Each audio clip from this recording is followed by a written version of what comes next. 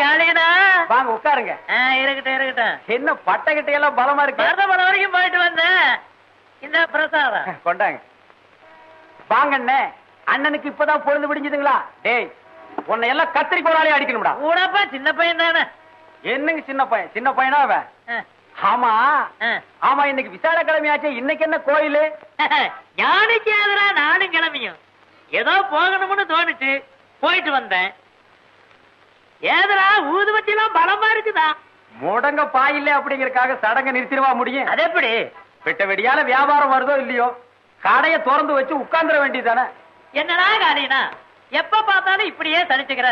ஏண்டா விளையும் போதே சோறா விளைஞ்சிட்டா அப்புறம் விறகு எதுக்கு, வரட்டு எதுக்கு? கஷ்டம்ங்கிறது எல்லாத்துக்கும் வரத்தாண்டா செய்யும். நல்லா வருது போங்க. வேப்பங்காய் கூட 2 காக்கா வருது. தெற்கையும் வடக்கையும் திரும்பி திரும்பி பாக்குறேன். எனக்கு கடங்காரன் தான் வர்றான். பேசாம கடையை நம்ம சூலூருக்கே மாத்திடலான்னு நினைக்கிறேன். என்னது, கடையை மாத்த போறியா?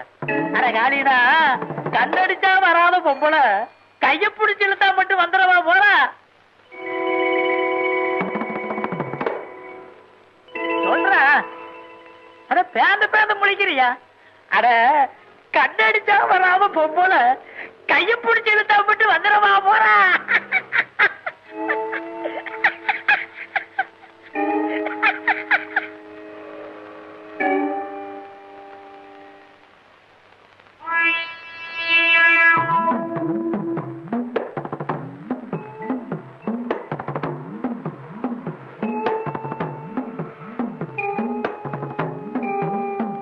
இல்லையா?